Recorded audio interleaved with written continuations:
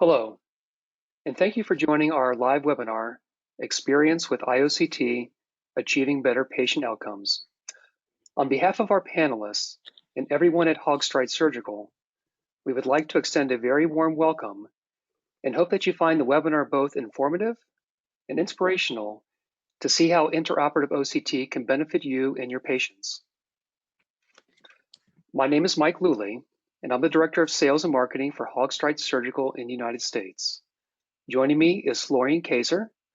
Florian is the IOC Product Manager for Hogstrite Surgical based in Hamburg, Germany. We have a distinguished panel of experts that will be sharing their experience with the Hogstrite iOCT and how it has helped them to achieve better patient outcomes. Dr. Francis Price and Dr. Matthew Fang are both cornea refractive specialists with the Price Vision Group in Indianapolis, Indiana. Dr. Christopher Riemann is a retina specialist at the Cincinnati Eye Institute in Cincinnati, Ohio. Dr. Robert Zurdovar is a refractive specialist at the Instituto Zaldivar in Mendoza, Argentina. And Dr. Sebastian Siebelman is a cornea specialist at the University Clinic of Cologne in Germany. We expect the webinar to run approximately 60 minutes, and a recording will be available by contacting Hogstrite Surgical. We will have a short Q&A after each presentation, and during the presentations, please address your questions via the Questions tab, and we will answer as many questions as possible. We will work to have all questions answered by the panelists if we run out of time. We invite you to contact us for more information, either by email at sales-surgical@hogstrite.com or through our website at hsmicroscopes.com. You can also contact your local representative. The iOCT is available globally. However, there is a 510(k) pending in the USA. We'll begin with Dr. Siebelman discussing pediatric OCT, followed by Dr. Price discussing DALC, Dr. Fang discussing DMEC, Dr. Zaldivar discussing ICL lens placement, and finally Dr. Riemann discussing posterior segment OCT. Dr. Siebelman, we'll begin with you.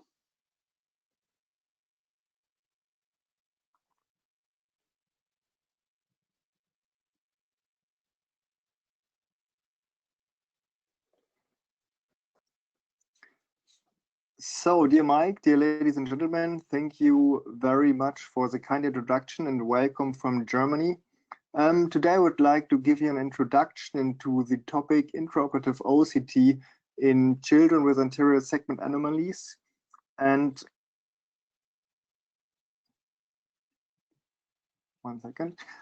And as you can see, this topic was in the beginning of the development of intraoperative OCT, not only a challenge for ophthalmologists, but especially for anesthesiologists, as children had to be placed in front of such office-based OCT devices for sufficient OCT imaging. So this was pretty hard.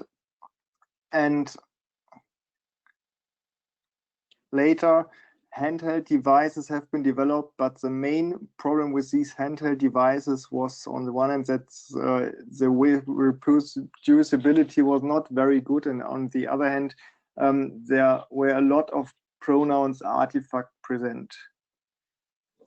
Some years later, so-called microscope-integrated OCT devices were developed, and this photo shows the first worldwide developed microscope-integrated OCT from the year 2010, where the OCT scanner was already integrated into the microscope head and the OCT imaging was shown on external displays as seen here.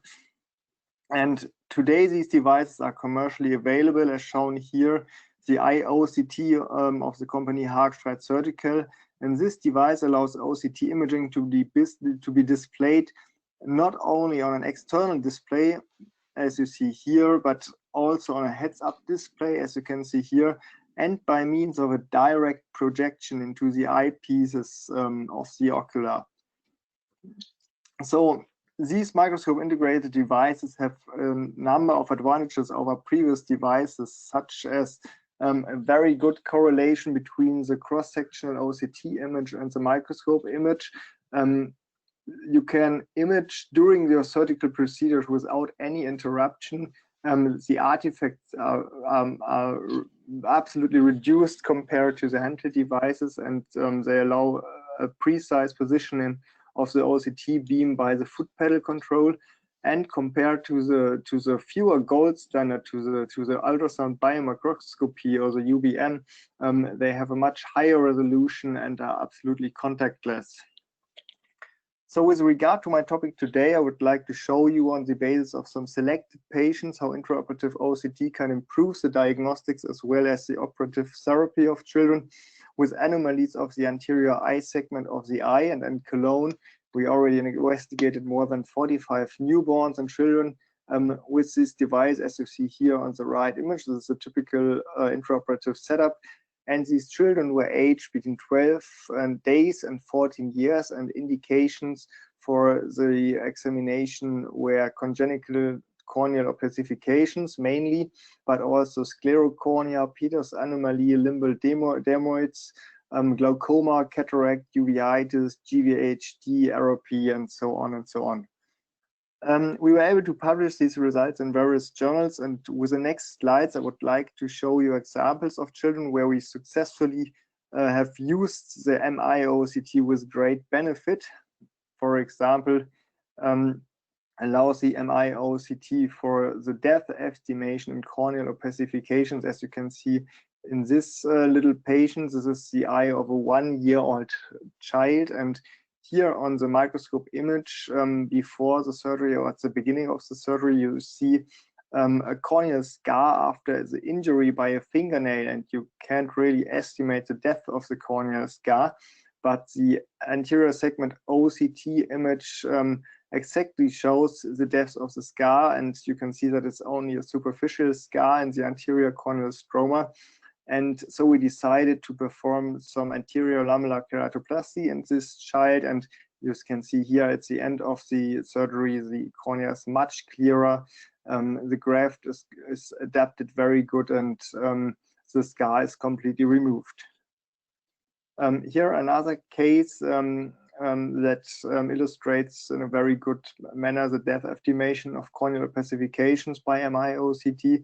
This is an 8-year-old boy, the left eye. It also shows this distributed, we call it hypertrophic corneal scar. And the OCT again shows that the scar is only in the anterior part of the cornea, in the corneal stroma. And we decided for only a lamellar keratectomy and for an excimer PTK. So in combination, both. And at the end of the surgery, you see that the scar is completely removed. Moreover, the MI-OCT also allows a depth estimation during the excision of such corneal limbal dermoids. In this kind of surgery, you really have a bad view into the anterior chamber. Most parts of the corneal tissues are really clouded. And in this 1-year-old child, we could see that here you cannot really estimate your residual stromal bed, but the OCT nicely shows how much cornea still is left and how much you can go when you decide to excise this dermoid. And this is at the end of the surgery. You can also investigate your amniotic membrane patch. Here you see a nice double layer of the amniotic membrane. You see that the scar tissue is nearly completely removed and the graft is adapted very good. This is a very important case in my eyes. In fact, the MI-OCT allows to differentiate between a Peters anomaly and a simple corneal opacification. So this child, we believe this is absolutely a Peters anomaly. So we decided for examination under general anesthesia. It was a 5-month-old child, but the OCT, so we were really surprised. The OCT only showed the superficial scar, and we also decided for a lamellar keratectomy combined with an excimer laser PTK. And you see a nearly completely clear corneal stroma at the end of the surgery. Here a little bit cloudy with a contact lens and with the reflexes of the operation microscope light. and the OCT shows in a very good manner that the scar is nearly completely removed. The chamber angle is configured in a physiological way. The lens is clear. You can also see a contact lens. So you can really decide if this is a Peters anomaly or if it's only a corneal opacification. So in summary, the MI-OCT is a safe and non-invasive imaging technique which adds important information during the surgery of the anterior eye segment, and in our eyes should be in future a gold standard during the examination of newborns and children or the disabled people under general anesthesia. But we also have to say that so far there are no or only very few prospective randomized studies regarding MI-OCT, and especially no studies comparing the surgery with MI-OCT versus without MI-OCT. Thank you very much, and I'm happy to get your questions. Thank you, Dr. Siebelman. Do we have any questions from the panel?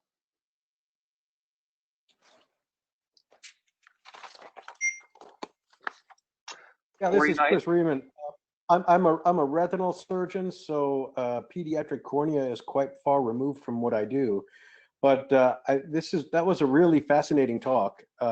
And a question I had for you: when I look at the anterior scars that you're removing, how often do you remove those manually, and how often do you remove those with a laser? Both in terms of creating the graft, as well as creating the bed for the graft to sit in. Well, it depends a little bit on the depth of the scars. If they are deeper, we always remove them manually.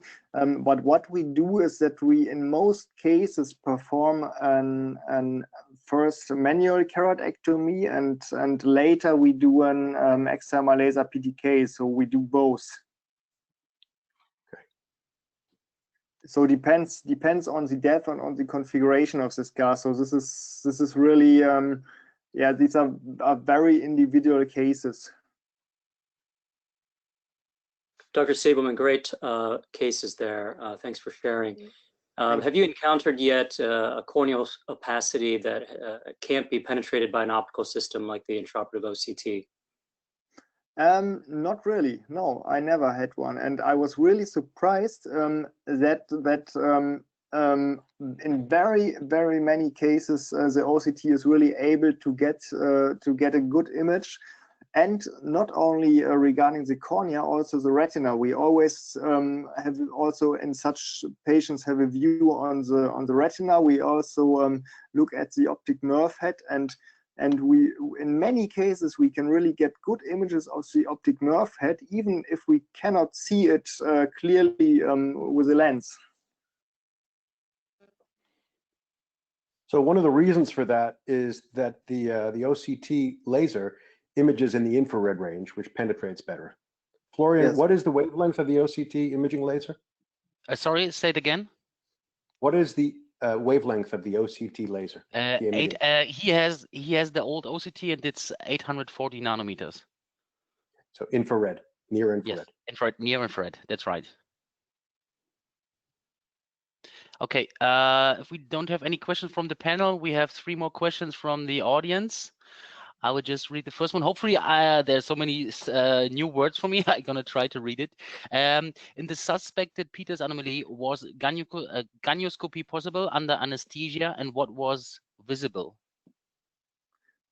Yes, the gonioscopy was possible, and the chamber angle was configured normally. So there were no synechia or something like this. So this was absolutely no Peters anomaly. Okay. Then the other question is it also possible to examine the optic nerve and the retina of the children with the iOCT? Yes, absolutely. So it's possible to examine the retina and the optic nerve head. So it's a little bit, so the image quality is very good, but we don't have these office-based tools like these standardized scans for the optic nerve heads. But It's also very good to scan the optic nerve, for example, for a follow-up if you have several examinations under general anesthesia. So I don't know how you handle this in the United States. So we have some children where we really investigate them, for example, every 3 months, every 6 months or so under general anesthesia when they are very young and have some problem with glaucoma or so.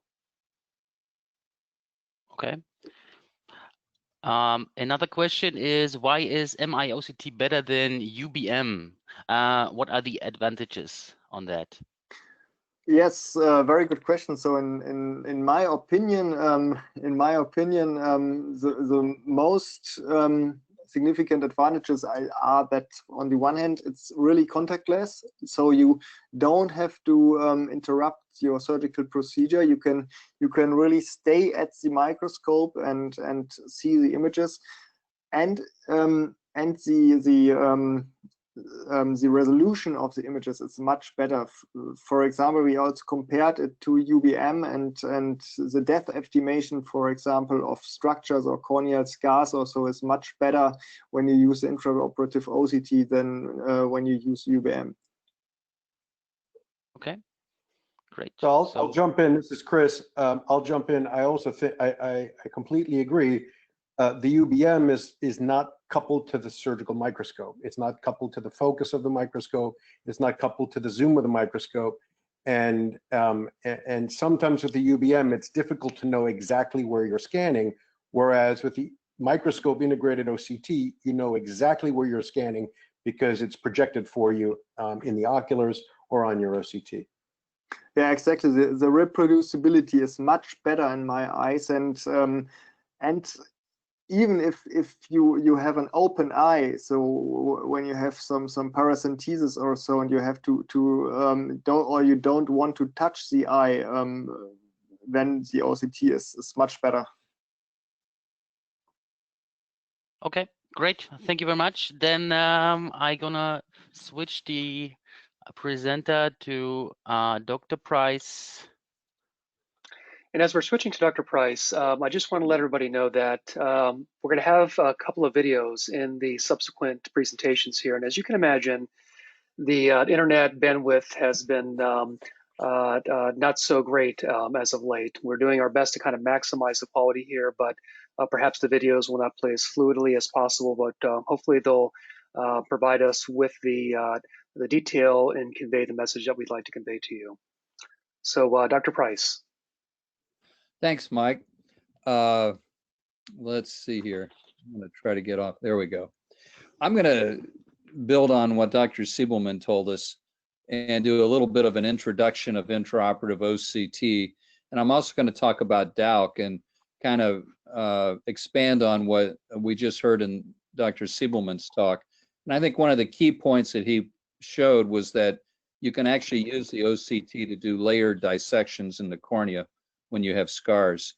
Now, when you're out looking for a surgical OCT, I think there's different features that are very important. And one of those, and the most important one, is the quality of the image that you see in your ocular, because that's really the determining factor that makes intraoperative OCT a surgical tool as compared to a hobby or a research endeavor where you have to look off at the video screen all the time, because you can't do it real time with a video screen. But the video image is the next important thing for talks and so forth, and for your staff. Ease of use is important, whether it's an integral part of the microscope or something separate.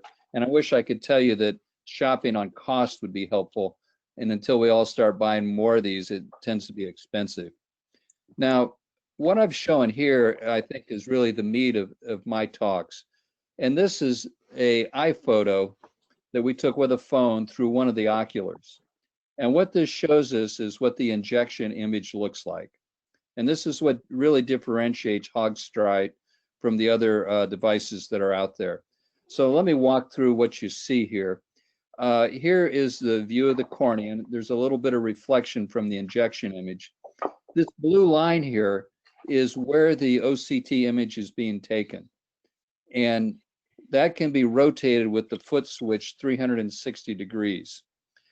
What we have down at the bottom is the injection image, and we can see a very good view of the cornea. It's folded over here because what we're interested in and what we're focused on is this area here.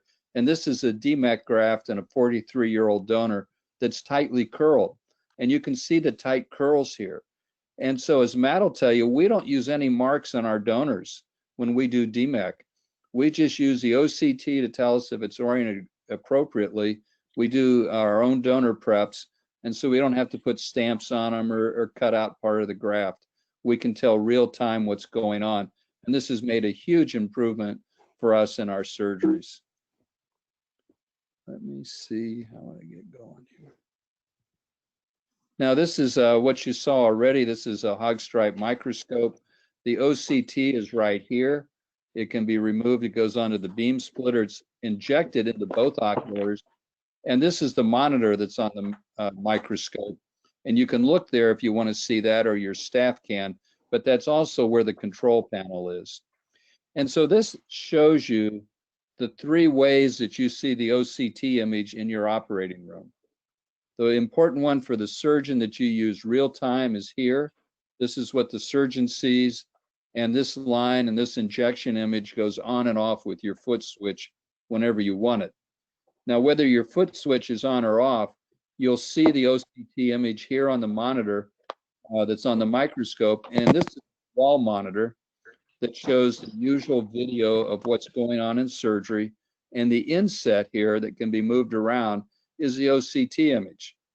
Now, it's important to understand what we're seeing here, because this is the surgeon's view on the left. And here is the view that you're going to see in all the videos we play. You won't see where the section is being made, and you won't see the injection image. So these are the videos you're going to see, but this is what you see in surgery if you have one of these intraoperative OCTs. Now, I think where it's really going to make a big difference is our ability to do really good deep anterior lamellars. And so this shows a case that with the coaxial microscope, you can't tell what the quality of this dissection bed is. But if we look down here to the inset, you can see here that on the right side, it's way too thick. It's actually too thick here, but it's also irregular. And if you're going to get a good visual result with your anterior lamellars, you have to have a thin, regular bed all the way across. And so the OCT can allow you to look at that and determine if you need to do more dissection, where you need to do it, and how to get a better result.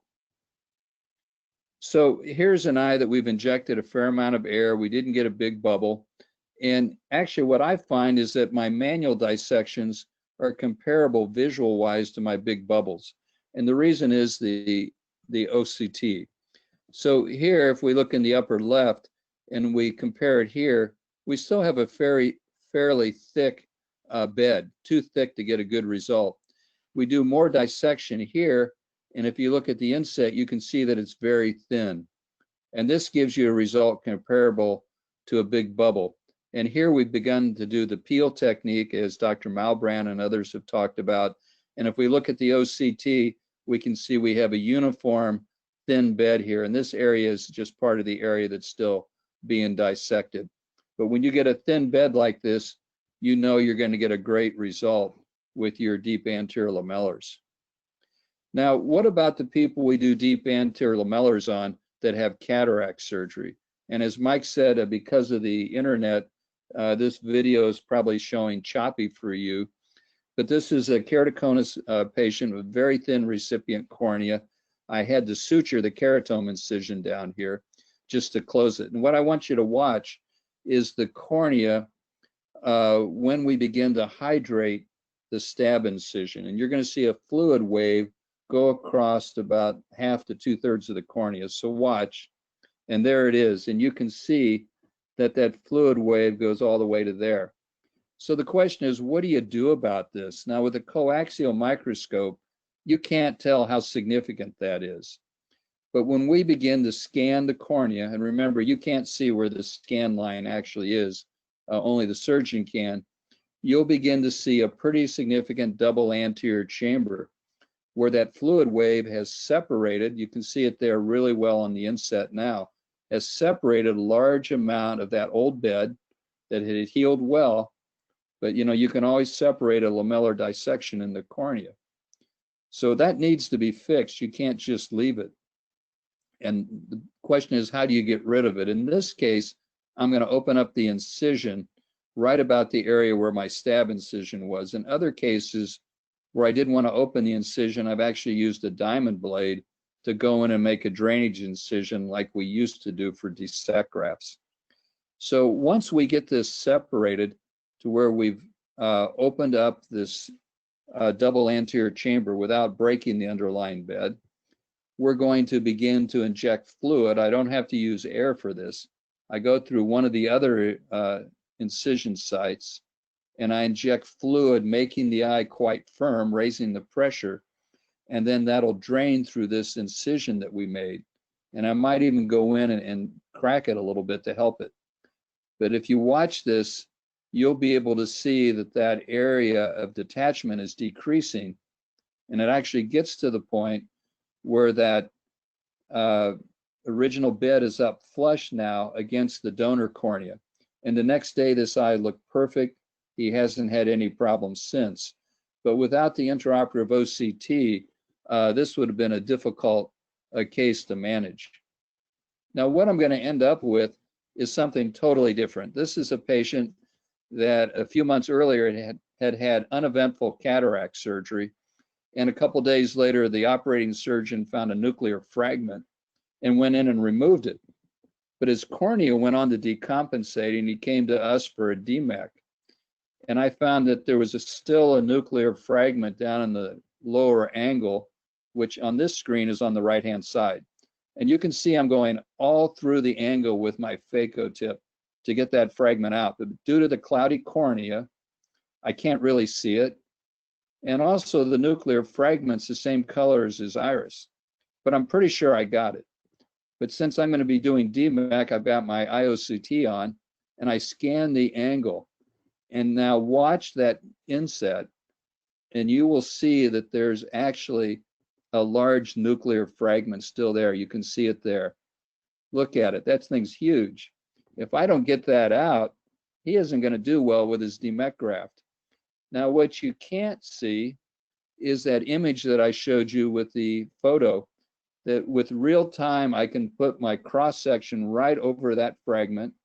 I can see where it is with the intraoperative OCT, and I can engage it with the phaco tip. And watch the phaco tip as it goes more centrally, and you'll see a big nuclear fragment.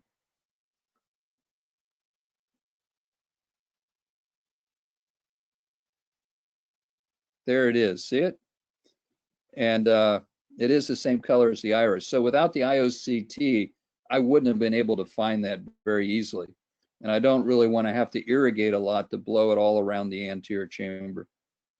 So in summary, these are the three images we see in the operating room with the iOCT. And the really important one is if you want to use this real time in surgery, either as the way Dr. Seibelman showed you or the way we do it, you want to have the Hog Strite because you can see where it is with your cross section, and you can see the injection image here. Thanks a lot. Thank you, Dr. Price. And Florian, I think we have a few questions for Dr. Price. Yes, just a second. I just unmute everyone, and then gonna activate the webcams as well. Yes, let me have a look inside. Maybe the panel. Does the panel has maybe some questions to Dr. Price at first, and then I have 2 questions so far already. Okay, so the first question is, for how many % could you reduce complications while doing DALC surgeries? Well, it's hard to say, but I really wouldn't want to do a manual dissection anymore without the iOCT because I can't tell the quality of the bed. I can't tell how thin it is safely. I've used the Mellis technique in the past where you put bubbles in the anterior chamber, but this is really much better. And especially if I'm doing a manual technique, I would combine it with things like Enrique Malbrand has talked about with the different ways that he does PALCs and so forth. But the iOCT just makes life a lot nicer. Okay. The other question is, do you use special visible instruments for your DALGs? Usually the instruments are not visible with the OCT or making a strange shade. Do you have an idea how to reduce this shade of the instruments? No, most of my instruments are metal. Okay. So they just cause some interference. I don't use it so much to place my needles, but I use it to judge what I'm doing with the dissection blades. As I showed in those pictures, I look at the bed and tell if I'm thin enough of it, if I've gone deep enough. Mm-hmm. So this is Chris. I wanted to jump in. In the posterior segment, that question, the idea of OCT shadowing from instruments, you can sometimes use the shadowing to help you determine positioning sometimes. But stay tuned. OCT translucent instruments are being developed. Great. Being developed from whom? Can't say. Okay, good. Yeah, interesting. Okay. Yeah, let's see in the chat. No other questions so far. By the way, Sebastian, you are muted if you just have a question or something. Okay, no. Great. Yes, yes. Florian, thanks. Yeah. Because I have a question. Thank you very much. This is what I thought already. Yeah. Thank you, Mr. Price, for the very nice talk. One other indication where we use it in a very similar situation you presented is acute corneal hydrops in keratoconus, where we at the moment really started to dehydrate the Descemet detachment in acute corneal hydrops. So this also works really good and really helps to monitor the reattachment of Descemet's membrane to the corneal stroma. Yeah, it really allows you to see what's going on through a cloudy cornea. Yeah. I mean, you don't need to. It's nice to have stain on it, but you can really see firsthand what you're doing, and it's just a game changer. Absolutely, yeah. Going back to DALKs, I also like using iOCT to gauge needle depth when going through that big bubble. It's a technique that Frank taught me. Frank, do you still do that, or do you not need it anymore? You just get that needle right where it needs to be. Yeah, I'm doing more and more peel techniques, but if I get a big bubble, it's great. If I don't, I don't worry about it. Okay, great, good. Let me just check the chat again. Questions here. Okay. Oh, okay. No other questions. So I will give the lead to Dr. Fang. Okay. Dr. Price, thank you for your presentation. Thank you very much, Dr. Price. Thank you. Bye.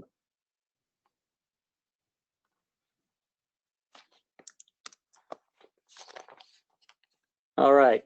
Thank you, Florian. And hi, everyone. Next, we're going to look at Descemet membrane endothelial keratoplasty, or DMEK. I hope the audio is working because this is going to be almost all video with minimal text. It's been a privilege and really quite a lot of fun to use Hogstrite's intraoperative OCT or iOCT for DMEK and to watch the tech evolve and improve over time. This is footage from over 4 years ago for comparison. Already we see the iOCT picture-in-picture inset capability in the lower right corner here. Here we're checking the donor double scroll for correct orientation and using a handheld slip beam for added confirmation. The primary surgeon can inject the live feed into both oculars as an overlay, so there's no need to look away from the scope, but right now we'll have to watch the inset. Look here as the initial air bubble is going to float the donor upwards toward the posterior cornea, essentially right there. And next we'll deepen the anterior chamber with BSS. Watch the iris move down or back. iOCT shows us that DMEK's various technical steps really are necessary, that the graft can sometimes be upside down in need of flipping. that the shallow AC initially helps to confine the donor, that deepening the AC restores working space after the initial bubble, and now, after unfolding and centering the donor, that the graft remains detached peripherally, as seen under the shadow from the cannula right here, after only an initial small bubble and a fuller airfill is needed. Now we're going to see that the graft becomes fully attached and the small edge lifts over here flatten as the bubble expands.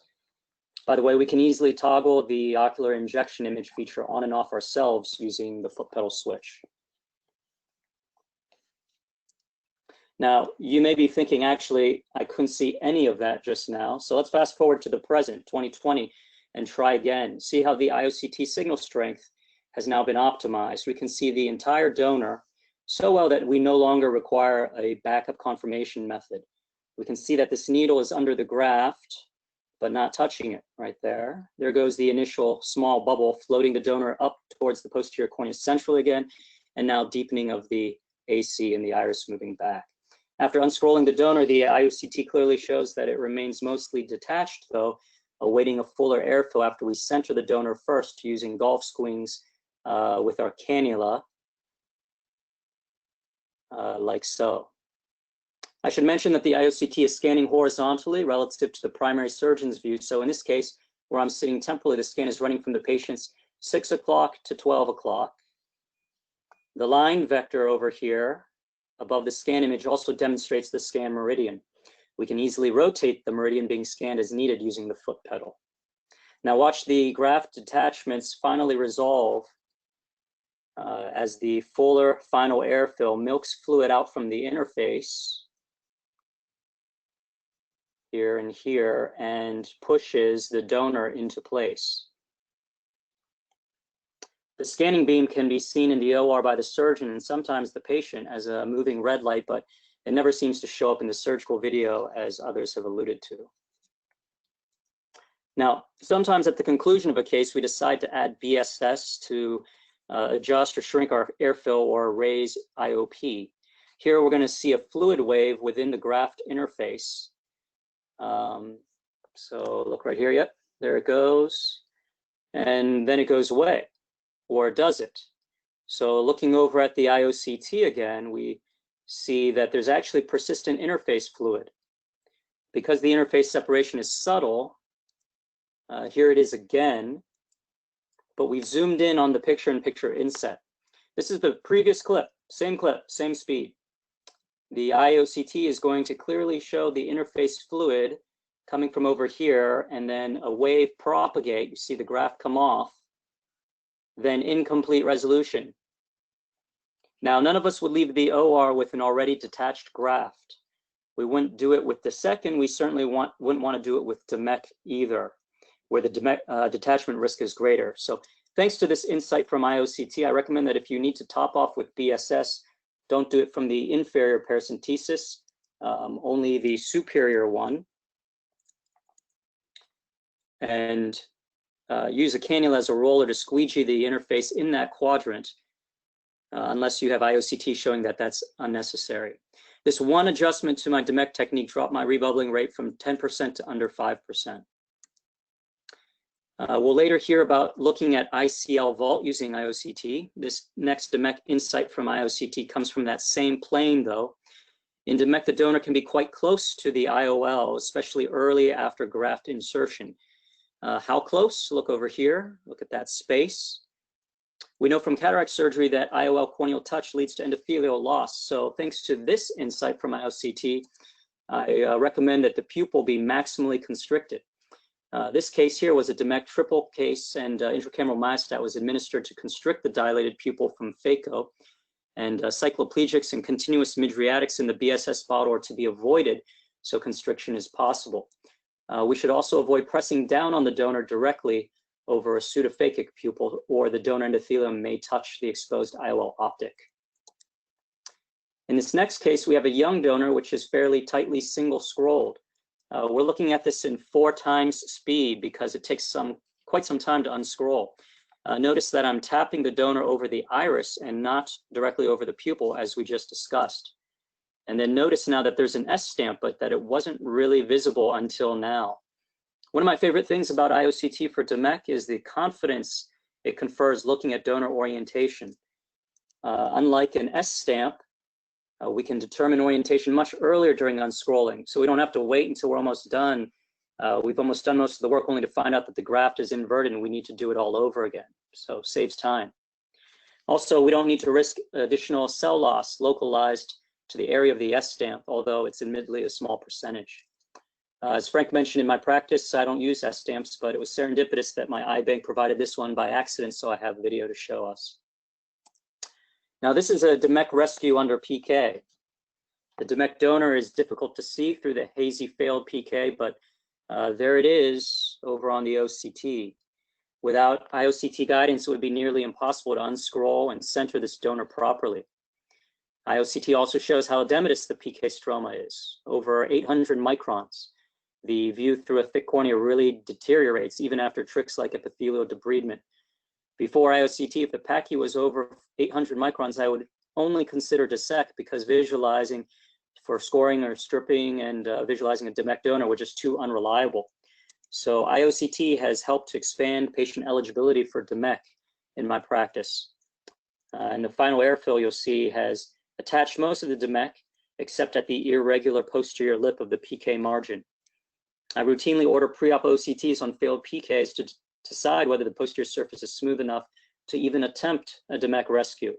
But sometimes focal irregularities are missed that iOCT can detect as we scan around, and we can make adjustments during the case. So finally, I'll leave us with this glaucomatous bullous keratopathy case. You see the bleb there, and failed dissect under 16-cut RK with previous AK dehiscence. The PACI is 1 millimeter, so 1,000 microns, and the view is awful, especially inferiorly. Usually a dissect is easy to see, but not here. Now we put in intracameral air, which improves the contrast, and together with the iOCT, we can ink out most of the failed dissect margin, but nevertheless, it's wise in this sort of case to ensure that we have removed all of what we intended, no less and also no more. Now, as we inject the donor, notice the very poor view. We can appreciate some blue darkening nasally. That's on the top part of the screen there, but that's it. So instead, for the remainder of the case, normally we're viewing here, right? But instead, I'm basically viewing here, specifically through the image injection to do the remainder of the case.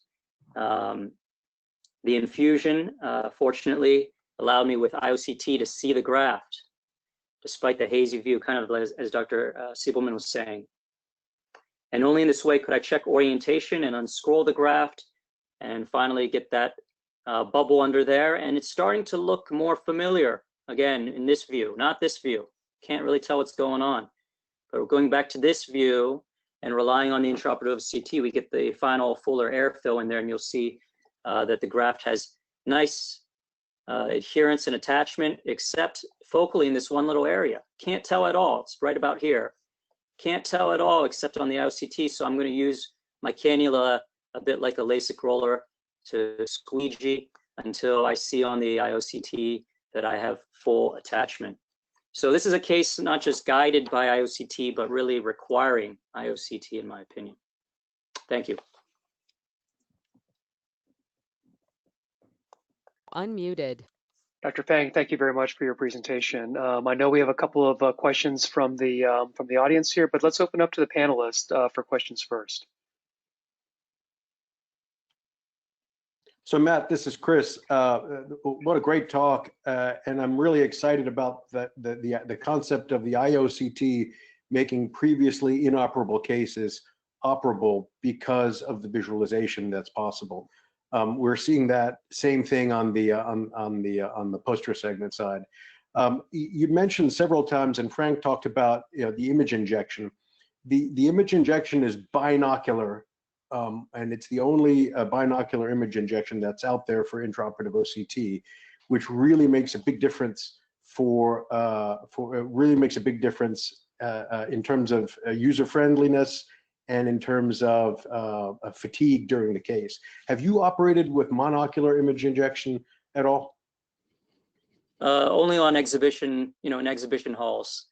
And you know, there's one system where, if I recall, it'll flip depending on, you know, where the oculars are, and there's another one where it always seems to be the same eye. I'm a bit left eye dominant, so as you can imagine, if it only is going into my right ocular, I really have a hard time with that. And with the Hog-Strite system, that's not a concern. So yeah, I agree with your point 100%.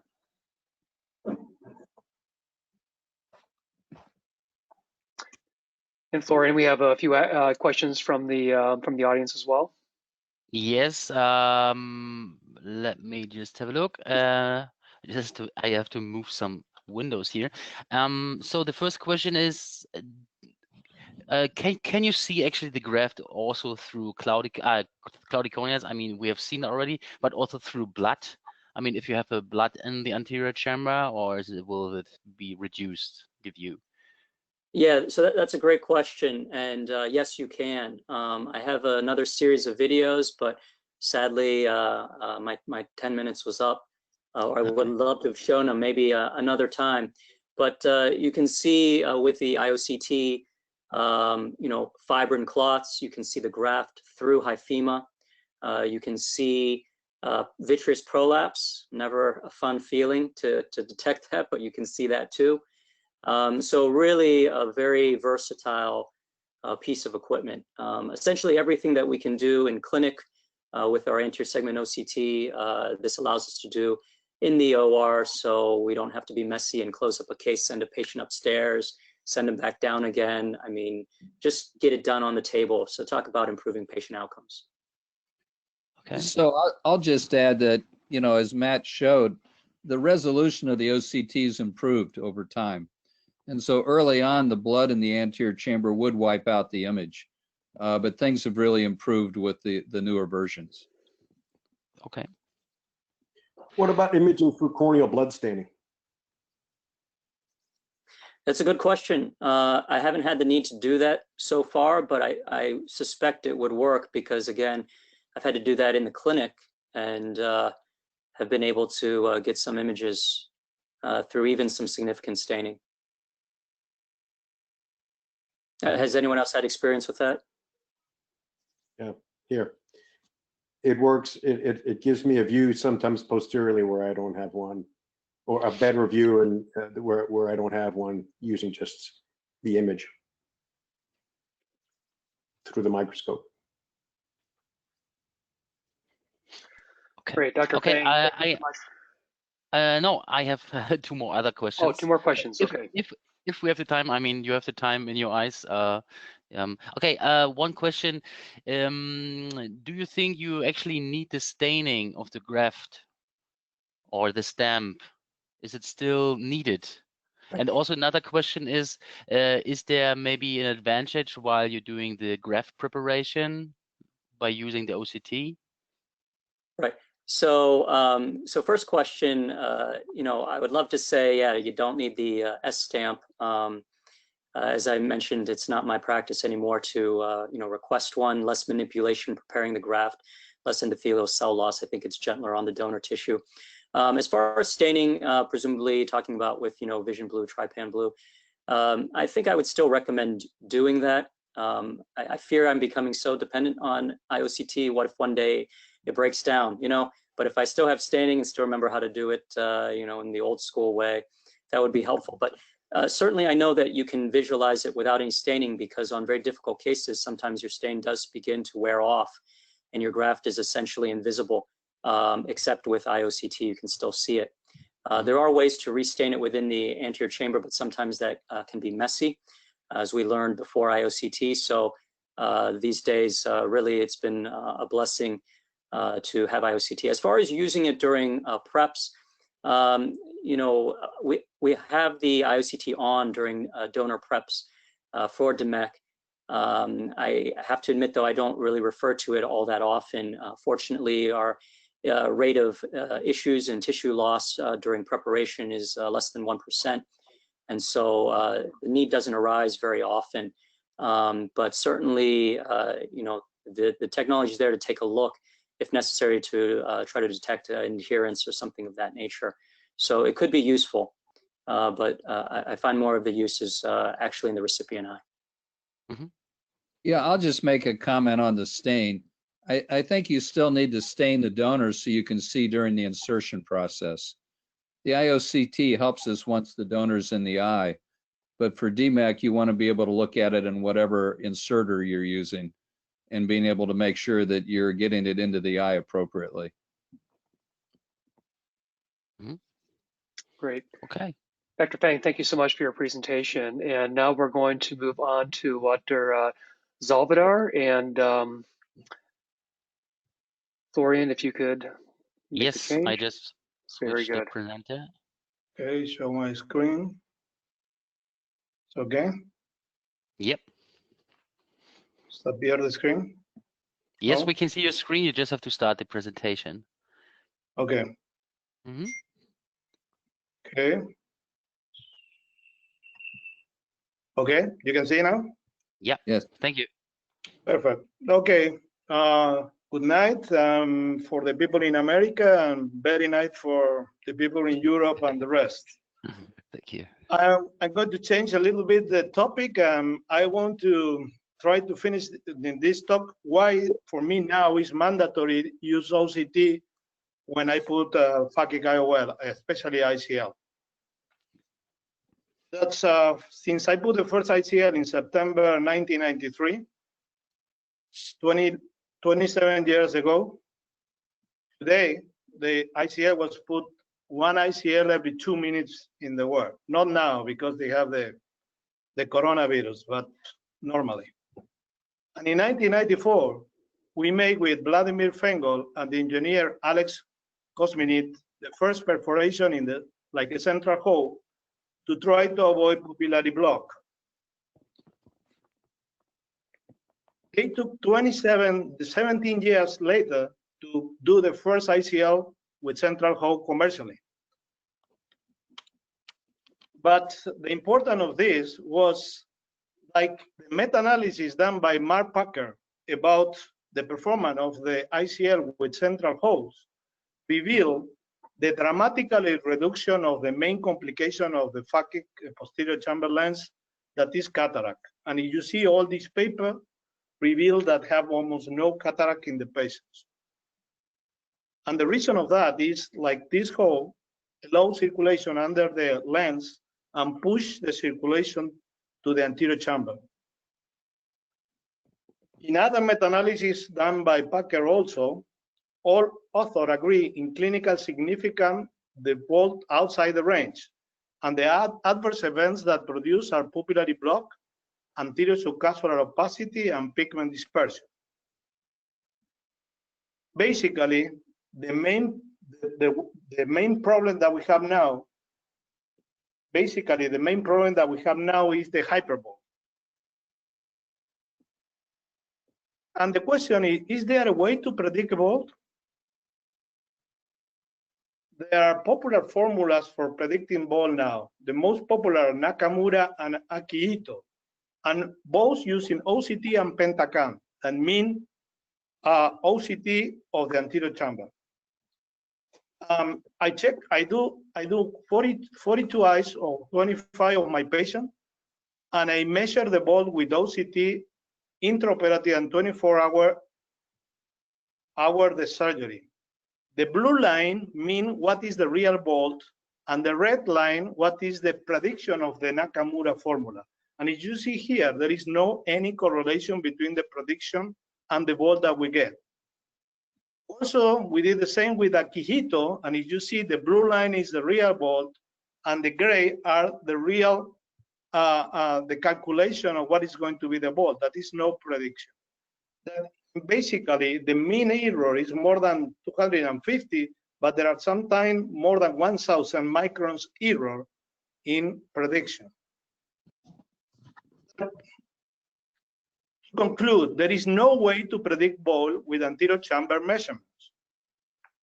And the reason of this is no correlation between ciliary body to ciliary body, sulcus to sulcus, angle to angle, and Y to Y. That is, you see here, the blue line is ciliary body to ciliary body, and the rest are the other the other measurement that there is not any other correlation. To be more precise, in the left are the white to white, and in the right is the angle to angle. The coefficient of correlation is 0.32.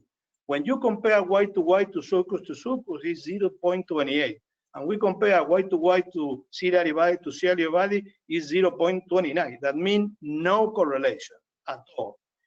We correlate angle to angle that also be seen in the with OCT in the anterior chamber.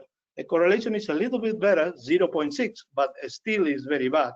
And if we compare angle to sulcus, it's 0.68, a little bit better. Then we thought if we measure sulcus to sulcus, we are going to get better prediction. But the meta-analysis, another meta-analysis of MARPAC show that all the authors, they use in sulcus to sulcus or white to white have the same results. Why they have the same result if they're using a method that really is supposed to be better? Where is the mistake? You see these images, you can see an ICL, and you can see the fit of the ICL is in the ciliary body in these images, in both sides. In these second images, one fit is in the ciliary body and the other fit is in the sulcus. And as you can see, a real asymmetric ball. In this one, you can see that is sulcus to sulcus in both sides. And this one is an hyperopic ICL that is really in the sulcus. But let me be surprised. Do you know how many people go to the sulcus to sulcus?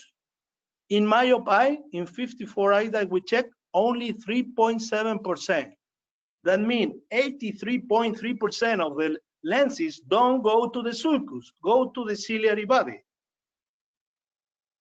And all the formulas based on sulcus to try to estimate what is going to be the ball, but only 4% of the ICL go there.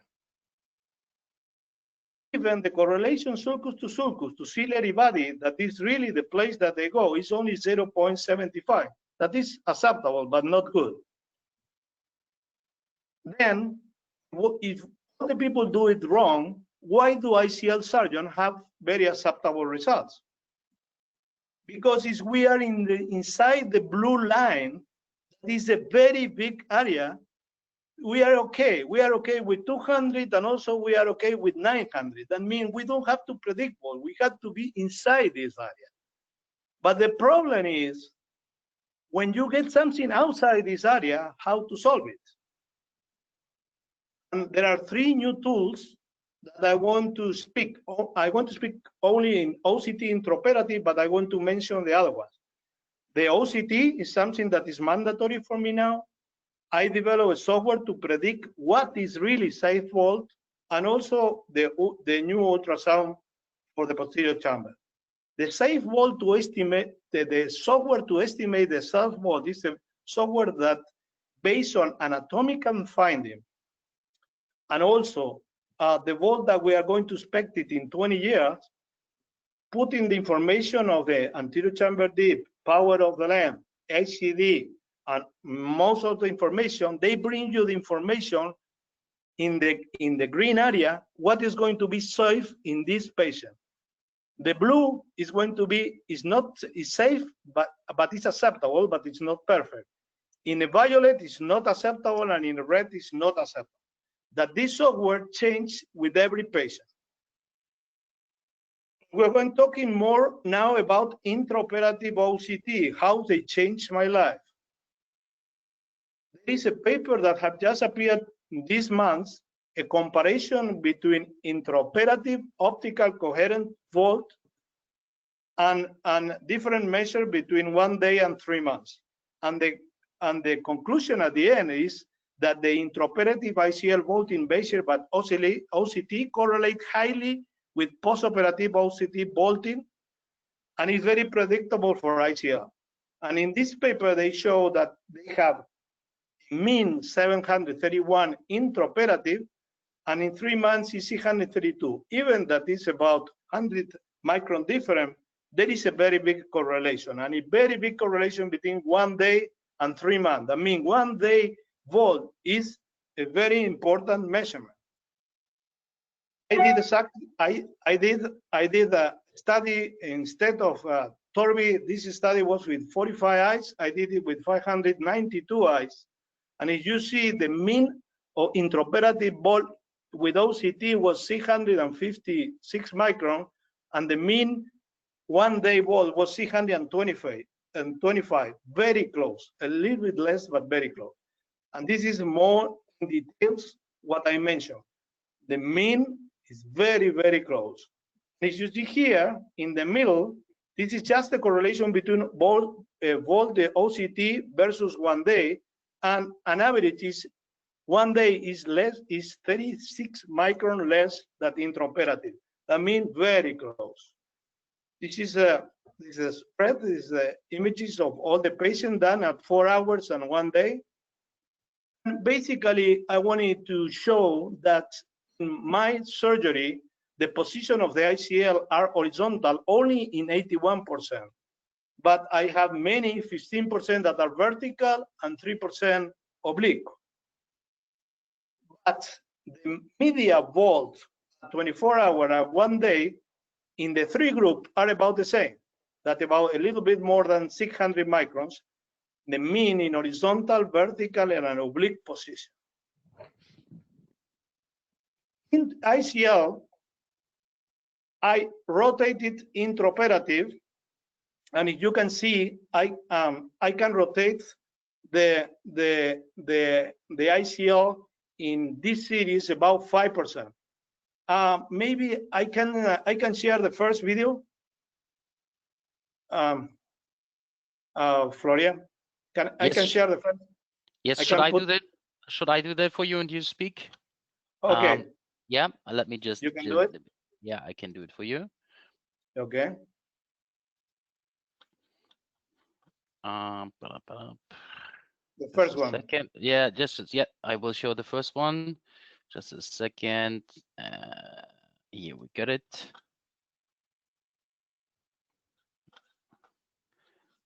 Please remember to unmute when I press play.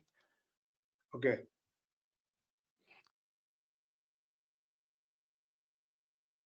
Okay. You can see something. For me it's black. I can see something. I cannot see the video. You cannot see the video? Okay. Well, okay. Then I'm gonna do it on another way. The rest of the people can see the video. I don't know. Yes, we can see it. Okay. I am the only one that not, but I know what it is. Okay, I am going to talk without video. They're running? Yes, it's running. It's running. Okay, basically what I say is how it looks like in the operating room with the OCT when I do ICL. And if you see there, I'm not sure if I am doing the surgery now, but basically what I do is checking the volt when I finish. I'm not sure it's there because I cannot see anything here. Yes, it's there, and now we are showing the measurement. Okay. Right then now. I clean by viscoelastic. I clean the viscoelastic. Basically, what I do is put the lens, clean the viscoelastic, and take the measurement. And in the case of this video, I show that I check the central volt and the periphery volt. You are going to see that I can check the shoulders of the ICL, but I'm not sure what is the video now running. Yeah, you can see this in the video or not? Now yes, we could see that. We could see that in the video. But I will give you back the presenter. Yes, okay. I will give you back the slides so we could see that. Maybe something was hiding. Maybe you just have to remove the webcams or something like that, and then we can see. And then you will see that as well. Okay. Now you just put my screen now. You can put my screen. Yes, your screen is on. Yeah, already. You can start. Okay. Then in the last series, I rotated about 4.5% of the patient. Next, they don't move. You can move the slides? No, just click in the slides and then just change right and left. Okay. And basically what we happen with when we rotate the slide, that is the most important thing, is in gray is the volt intraoperative, and in blue is the volt that we get inside the operating room when we rotate the ICL 90 degrees to the vertical parameters. That means there is a very important reduction of volt inside the operating room, and the brown is what we get one day. And as you see here, we can reduce between 370 and 400 and 500 microns reduction of one day. In the other video that you see here is that what happened. I do not only choose put it vertical. Sometimes I choose put it oblique, because with oblique you get a little bit less reduction. As you see here, the gray is what the volt intraoperative, and the blue is with the rotation between horizontal position to oblique position. This is the real position of the ICL before and after the rotation, and you can put the second video that maybe happened, maybe you can see, but in this slide you can see the OCT before and the OCT after, and it's very clear. There is a video that shows the rotation. I don't know if you wanted to show or not.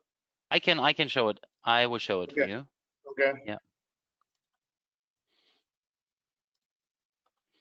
Just a second. So hopefully we see it. You will see it now as well. Maybe something will hide the video.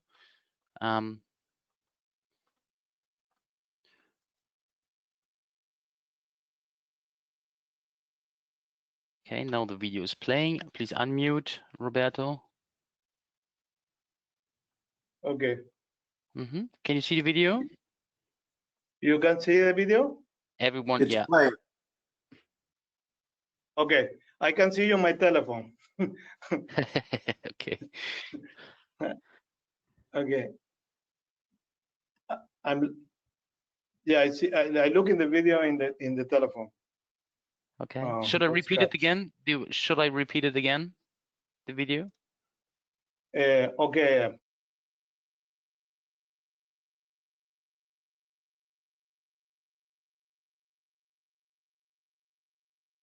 Unmute, Roberto. The video shows how we rotate the lens inside with viscoelastic, and basically we can reduce between 300 and 500 microns inside the operating room. Can you share the slide again? Yes, I will. I will give you back. Okay. Presenter. Okay, now you're a presenter again. Okay. That basically this is how it look like in the OCT. You see the big bolt that we have before rotation and almost a half bolt after the rotation. Basically, in our software show that we are in this area, the violet area. When we saw the measurement in the operating room, we saw that we have almost 1,200. We are in the violet area. And when we rotate, we go to 500, almost 550 in the green area. That means even if you don't have the software, you know that the other bolt is very big because you measure. As conclusion, understanding where the ICL host will serve to make a lot new formulas. Intraoperative OCT is a great help to avoid extreme volt, and software is a secure volt allowed to increase the security of the ICL. That means for me now it's mandatory to use OCT, and always at the end of the surgery I finish with the best volt that I can, and not the volt that I have at the first time. That's the end. Thank you. Thank you, Dr. Zaldivar. I know, Florian, we have a couple of questions from the audience, but I'd like to open up to the panel first for some questions for Dr. Zaldivar. Roberto, yeah, I have a video, or I'm not have a video. Okay. I have to go out the screen. How to go out the screen? You don't have to. Hello? I would change this. Okay. I would change this. Okay. Yeah. Yes, I listen. So Roberto, you're Yes, always helping us in finding better ways to do surgery. It's all very nice. So Thank you, Frank. you do your measurements without constricting the pupil. Is that right? Yes. The measurement, I don't put a myocho because the central hole, do you need to put a myocho? That means I make the measurement dilated without viscoelastic after cleaning the viscoelastic in the operating room. That I measure, I clean the viscoelastic, I take the measure. Is the measurement is too high that I don't like, for example, not always the same, but sometime between 900 and 1,200, then I decide to move. If I decide is the ball is too much, I go directly to vertical. But it's in the limit. For example, I don't like 900. I like to have a little bit less. I put oblique. And oblique is in the middle of vertical and horizontal. Always vertical. When you put vertical, the ACL have less ball than horizontal. Always. Sometimes a little bit, sometimes 500 microns, but always less. This is the question, Frank, or other thing? Yes. I don't use myochol never, because when central hole do you need, that's the important thing, because my measurements are very reliable, because when you put myochol, then the problem is the pupil is too small and push the lens back, then the bolt is false. It's not true. That the measurement had to be done without myochol. And it's a very big correlation between without myochol in the intraoperative measurement with 4 hours later and also 1 day later. And there are other papers that say 1 hour later or 1 day, the measurement of 1 day, they have a very big correlation with 3 months. That means it's almost the same. And there are other papers who talk about between 6 months and 10 years, you lose about between 15 and 20 microns per year. That this is the calculation that you had to do in your brain to have a safe ball 20 years later. I'm not sure if I'm clear. Okay. No, you are. Thank you, Dr. Zaldivar. Great presentation. Dr. Riemann, we're going to go ahead and move right on to you here. So Florian, if you could go ahead and make Dr. Riemann the presenter. I will.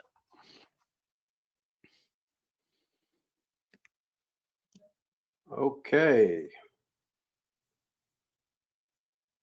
Excellent. So can everybody see that?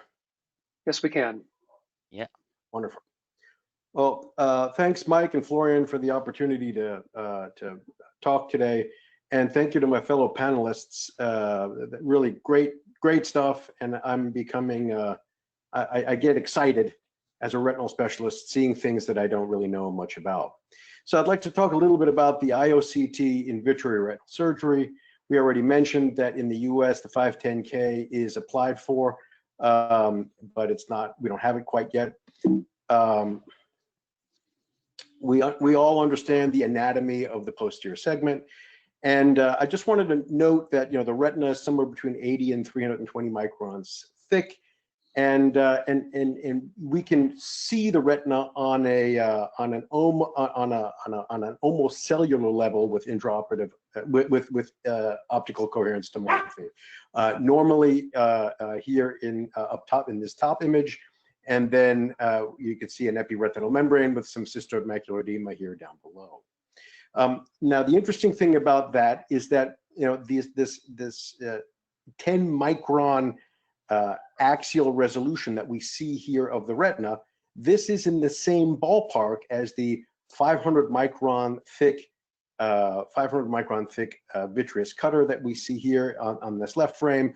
the 150 micron wide vessel and the 1 to 4 micron thick internal limiting membrane that's being peeled. And here you can see the thickness of the retina with a retinal vessel and a shadow of the light pipe, which is coming in from superiorly, hitting the underlying retinal pigment epithelium. And you can see that there's actual thickness to the retina in that picture. So OCT really is particularly well suited for posterior segment interventions.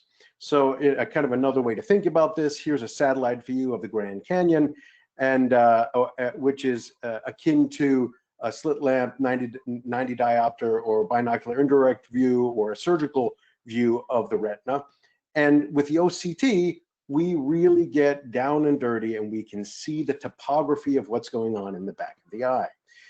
OCT is indispensable for medical retina, for pre-op evaluations of surgical patients, and for post-operative evaluations of surgical patients for a whole host of diseases, and this is just a partial list. So you asked the question, if we find OCT indispensable in the clinic, could it be useful in the retina operating room? So we know that OCT, it can image without a contact lens, can image the anterior segment. This is the Hogstrite unit looking at the cornea and the limbus. It can image macular detail with a direct contact lens. Here's a live view. It's jumping around a little bit because the patient's moving during an epiretinal membrane peel, and you can see the membrane elevated off and some shadowing from the instruments that are manipulating that membrane. And you can use the intraoperative OCT for wide-angle viewing through the IBOS 2 wide-angle viewing system. This is a macular cube. You can see the macula. You can see the optic nerve come into view.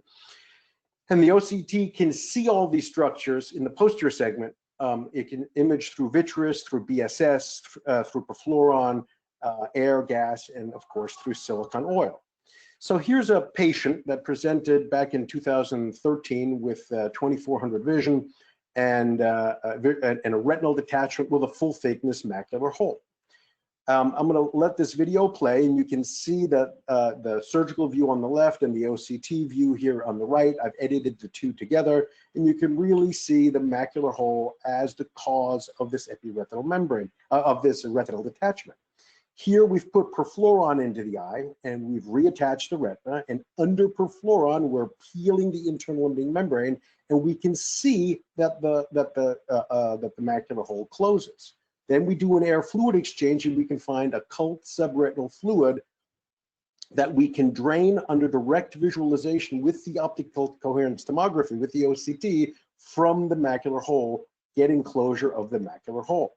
This patient did really well and had a very good visual acuity result with over a year's worth of follow-up. So, that's just one example. It turns out that there's been a lot of observational studies done on hundreds of eyes, showing that in both the anterior segment and in the posterior segment, we have somewhere between a 30 and 40% rate of the OCT actually being clinically useful in terms of intraoperative decision making. So we wanted to look at, we did a little study a few years ago. We wanted to see whether or not the OCT could inform our understanding of what goes on when we're fixing macular involving retinal detachments with PFO. So we used the Hogstrite OCT, IRB approved, and we operated 9 patients with a macular involving retinal detachment. We did the standard retinal detachment repair surgery, and what we found, obviously, these were all MAC-off RDs that had significant amounts of subsensory fluid at the beginning of the surgery. Here's one example. Then what we did is we put in the PFO, and under PFO, we saw that the macula reattached with either complete resolution or minimal residual fluid in the subretinal space under PFO. But the new and interesting finding is, even with an exaggerated air fluid exchange to really make sure that we dried the brakes, what we found is occult subsensory fluid under air in all eyes. So here we're imaging through air. You can see the reaccumulated fluid under air, And that's really important because, number one, it's not been shown previously that even when it's clinically dry, there's always fluid under the macula. 9 out of 9 eyes in this small series. And the OCT findings provided objective evidence to help us explain the problems that patients sometimes have with post-op metamorphopsia, macular folds, and retinal slippage that can sometimes plague us as even when we use PFO to operate macula involving retinal detachments. And the OCT now demonstrates a logical rationale for face down positioning or nasal down positioning in these patients. So, this work has been published and presented as videos and as a manuscript. And it's just one example of the myriad of ways that the intraoperative OCT is useful for postoperative for posterior segment surgery. Retinal detachment surgery, we already talked about, epiretinal membrane peeling, vitreomacular traction, macular hole repair, proliferative diabetic retinopathy patients. We could also look at sclerotomy architecture and subretinal injection. So here is the bottom left here, we see a straight-in sclerotomy after we've pulled the trocar out at the end of our case. You can see with a straight-in sclerotomy entry, the scleral wound is open and you have a bleb, so you have a sclerotomy leak, and the conjunctiva is lifted off the back wall of the eye. Here in the top right, you see that there's a 30-degree beveled entry, which is the way I like to make my sclerotomies. We pull the trocar out, put a little tiny bit of point pressure right here, and we see that there's no elevation of the conjunctiva and no leak. Again, the OCT shows us it can sometimes show us whether or not we have leaks. Here's a Luxturna injection where my partner Robert Sisk does a lot of these. We're a Luxturna site gene therapy for RPE65 disease. This is what a formation of a subretinal bleb looks like with intraoperative OCT. So this is a competing unit. You'll notice that we're using that the quality of the image is not so good. You'll also notice that we're using an iPhone to capture this video because the workflow of capturing the video is difficult. So, in 1928, Herbert Hoover was running for president, and he told Americans that if we elect him, there would be a chicken for every pot and a car for every yard. So the question then is, if OCT is so fantastic and intraoperative OCT has been around for a long time, should there be an iOCT in every operating room? Well, there isn't, and most of us don't have intraoperative OCTs, and the uptake for this technology has been slow. And the reason for that is that there are real barriers to entry for this technology. A lot of the currently available OCTs have a bulky form factor. You have a trade-off between shallow scan windows and poor axial resolution. The OCT acquisition workflow and the display workflow is very limited. The image injection on some of these units, as we've already talked about, is monocular and is of poor resolution. The video recording can sometimes be wonky and difficult. There's been issues with robustness and reliability and consistency of as these units get bounced around in real world use. Cost, Frank had already mentioned that, and whether or not these are compatible with digital, with screen-based surgery. So what I would just like to tell you is that with the next generation Hogstrite unit, these problems have been solved. So we've already seen various iterations of these pictures. The key thing here is that the iOCT is fully integrated into the Hogstrite microscope. It's a low profile camera with a beam splitter that sits right over here. You have a touchscreen user interface. You also have an intuitive and customizable foot pedal and touchscreen based workflows that makes it easy for the surgeon without an assistant to acquire these images and manipulate the images and change how and where and what angles and what settings you use to acquire these images. You also have the ability to see your captured intraoperative OCT in full high resolution with both image injection and on the little on the little screen that's right next to the surgeon, as well as on the big screen that hangs off the microscope. You also, and the big screen, you have integrated recording with the MyOS control system, integrated recording of the OCT, of the surgical field, both as separate video streams as well as overlaid on top of one another. It's a very, very user-friendly and powerful way to get this information to the surgeon, and then also to get it to presentations as we give talks and show intraoperative OCT videos. So I won't bore you by going through these, except for to say that that it is a robust intraoperative OCT with great parameters, and you can do single line images, different volume scans, and of course you can do live streaming single A scan line video. I do want to spend a little bit of time talking about integrating. This is, I am a huge fan of screen-based surgery, and the intraoperative OCT has, I've just paused the video here for a second, has a plug and play, the Hogstrite unit has a plug and play functionality with the Ingenuity. So, and it's very, very powerful. What you're seeing here is a 2D rendition of what I'm actually looking at. Here on the left, you see this is actually a 3D image. That's my primary visualization of the back of the eye. I do not have oculars on the microscope.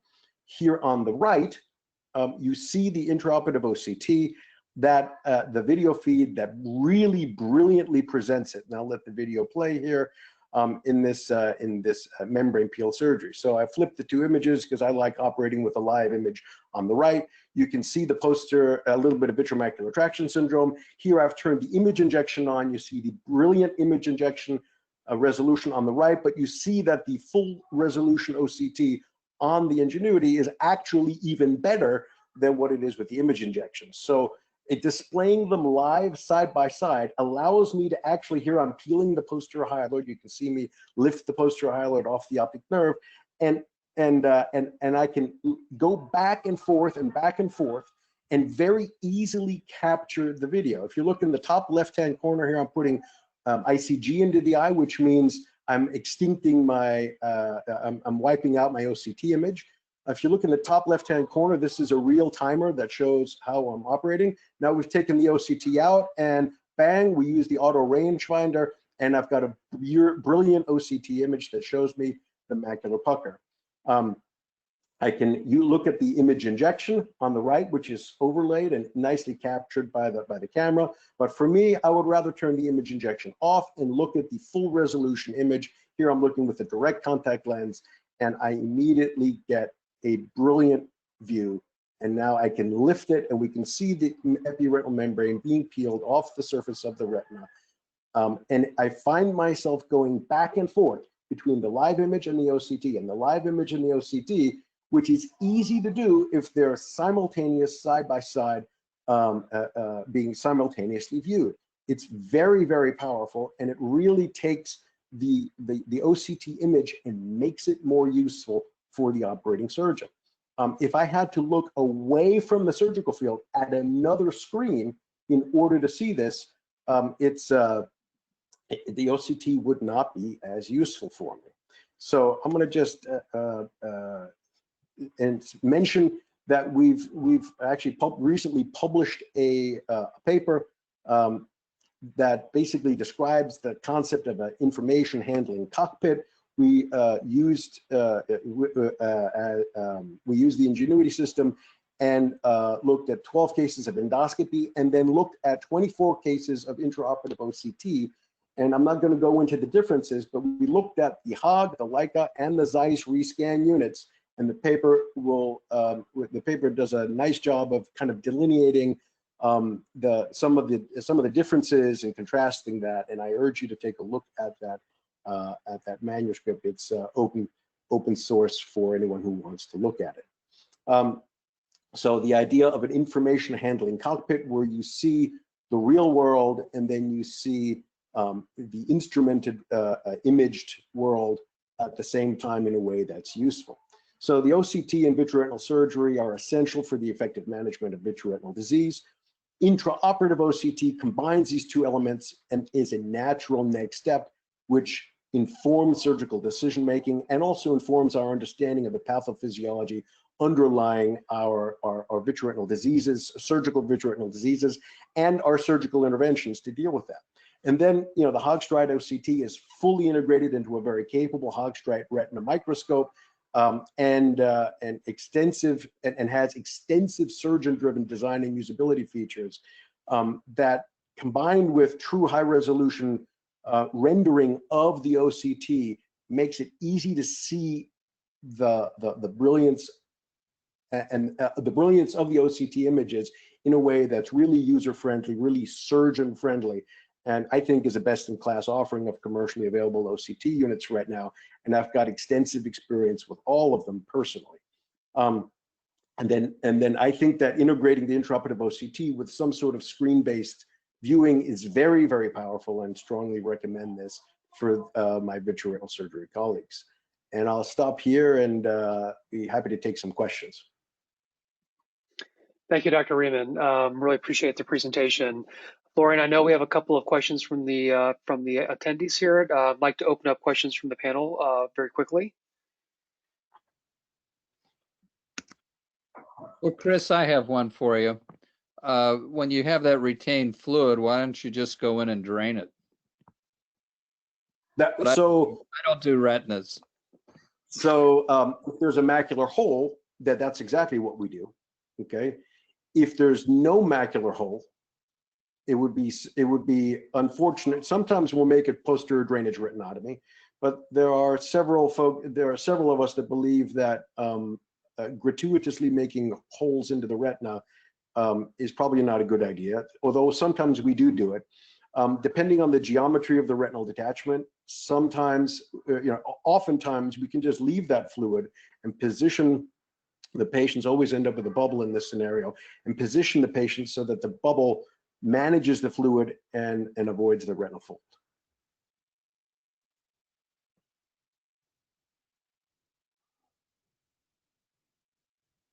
Yeah. Okay. There's actually 2 times the same question. I tried to put that together. Do you think you can do a peeling without a dye, and how long are you using already the iOCT?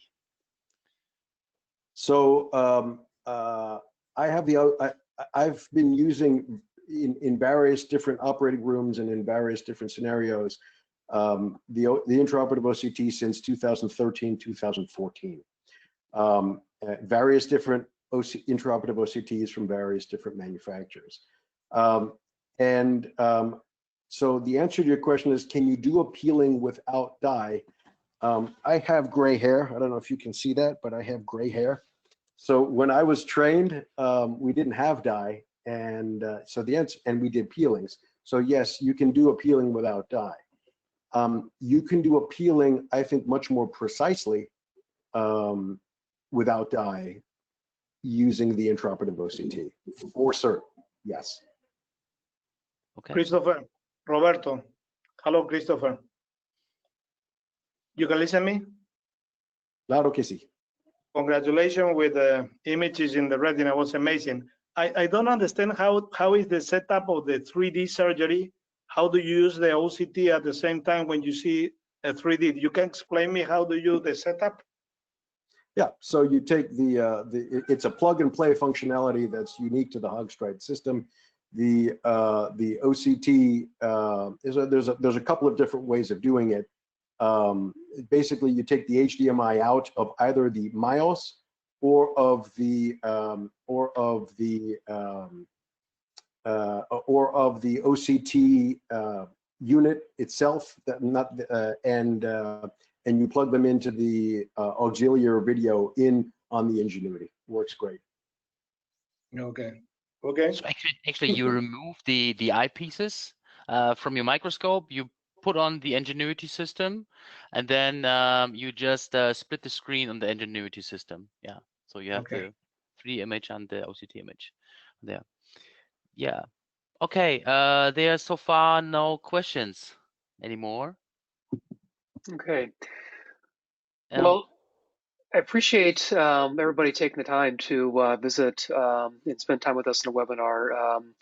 On behalf of Dr. Siebelman, I know that he had to leave earlier, but Dr. Price, Dr. Fang, Dr. Zaldivar, Dr. Riemann, thank you so much for your time and for really helping to explain to everybody, again, how the OCT in your experience has helped to provide better outcomes for your patients and how it's really changed in a lot of ways that that you've operated over the years. I know that there are a number of questions that we have not gotten to, and for those of you that do have questions, please reach out to us, contact us, and we will put you in touch so we can get those questions answered. And again, on behalf of the panel, on behalf of everyone at Hogstrite, our entire global team, we thank you for joining, and we wish everybody a good night, and thank you again. Thank you. Thanks, Bye-bye. everyone. Thank you very much. Bye-bye. Bye-bye. Thank you. Bye-bye.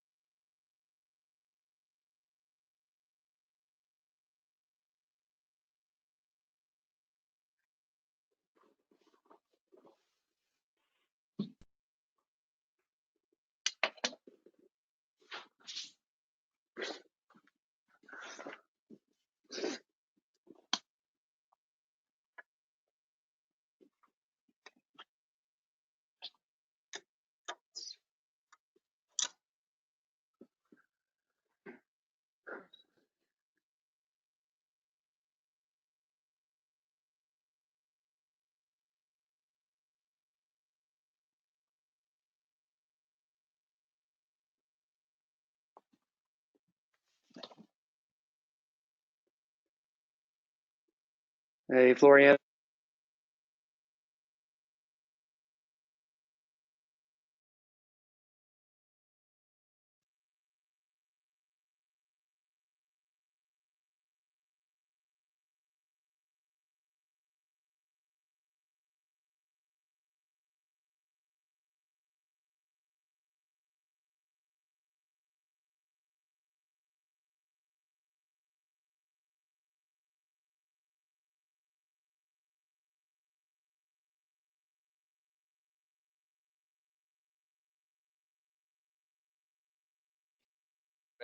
But how many? Oh.